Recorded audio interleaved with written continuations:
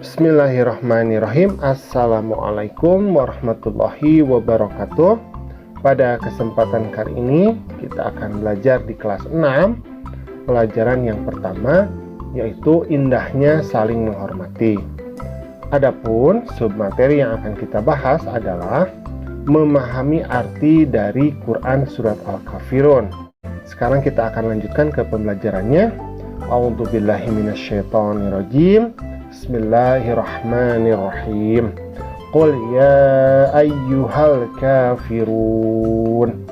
Artinya, katakanlah, maksudnya kepada Nabi Muhammad, katakanlah Muhammad, wahai orang-orang kafir. Nah, maksudnya adalah kaum kafir Quraisy ini pernah mengajak Rasulullah SAW untuk menyembah berhala-berhala mereka selama 1 tahun. Lalu mereka pun akan menyembah sembahannya selama 1 tahun. Jadi orang-orang kafir ini pernah mengajak Nabi Muhammad untuk menyekutukan Allah, yaitu dengan cara bekerja sama dalam menyembah Tuhan, tetapi dicampur adukan ya. Jadi 1 tahun menyembah Tuhan mereka, 1 tahun menyembah Allah, jadi mencampur adukan agama. Nah, kemudian masuk ke ayat yang kedua. La a'budu ma ta'budun. Artinya, aku tidak akan menyembah apa yang kamu sembah. Jadi Allah Subhanahu wa ta'ala menurunkan surat ini dan memerintahkan kepada Rasulnya dalam surat ini agar memutuskan hubungan dengan agama mereka secara keseluruhan dengan menyatakan aku tidak menyembah apa yang kamu sembah. Jadi kita harus tegas ya dalam beragama itu. Jadi kita tidak boleh mengikuti ritual dari agama orang lain. Jadi kita katakan aku tidak menyembah apa yang kamu sembah. Jadi kalau percampuran agama itu dalam Islam itu adalah sesuatu yang dosa besar. Jadi tidak diperbolehkan kita mengikuti ritual agama lain. Tetapi kalau dalam hal sosial, misalkan dalam perdagangan, dalam pertemanan, dalam bertetangga, itu tidak menjadi masalah.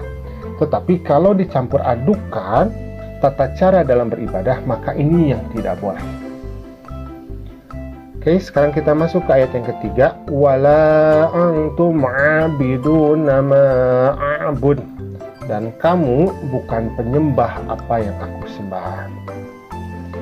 Maksudnya adalah kaum kafir Quraisy ini bukanlah penyembah Allah, maka mereka beribadah pun bukan atas dasar keikhlasan kalau mencampur adukan agama. Jadi kalaupun orang-orang kafir Quraisy itu menyembah Allah, maka sesungguhnya itu bukan dari hati mereka. Itu hanya mengikuti persyaratan atau peraturan saja. Karena ketika beragama, maka kita harus ikhlas. Jadi murni hanya untuk Allah saja. Jadi kalau dicampur adukan seperti ini, maka itu tidak diperbolehkan. Kemudian masuk ke ayat yang keempat. Wala ana abidum ma'abadtum. Artinya, dan aku tidak pernah menjadi penyembah apa yang kamu sembah. Jadi Nabi Muhammad tidak akan pernah melakukan ide dari kaum kafir Quraisy dan tidak pula menyetujuinya. Sesungguhnya hanyalah Allah Subhanahu wa ta'ala yang patut disembah. Jadi Nabi Muhammad secara tegas mengatakan bahwa dia tidak akan pernah melakukan ide dari kaum kafir Quraisy itu. Karena satu-satunya Tuhan yang wajib untuk disembah itu adalah Allah. Tidak ada Tuhan selain Allah. La ilaha illallah. Tidak ada Tuhan selain Allah. Kita masuk ke ayat yang kelima. Wala antum abiduna ma a'bud. Dan kamu tidak pernah pula menjadi penyembah apa yang aku sembah. Jadi kaum kafir Quraisy tidak mau menuruti perintah-perintah Allah dan syariatnya dalam beribadah kepada Allah, melainkan telah membuat-buat sesuatu dari dirinya sendiri sesuai dengan hawa nafsunya saja. Nah, dan betul ya, kaum Quraisy juga memang tidak akan mampu untuk mengikuti perintah Allah kalau mereka memang bukan orang Islam, ya. Jadi mereka itu beragama itu hanya mengikuti hawa nafsunya saja. Kemudian kita masuk ke ayat yang ke-6, lakum dinukum waliyadin, untukmu agamamu dan untukku agamaku. Jadi dalam akidah ini tidak ada kompromi. Dalam ibadah tidak boleh ada pencampur bauran atau pencampur adukan.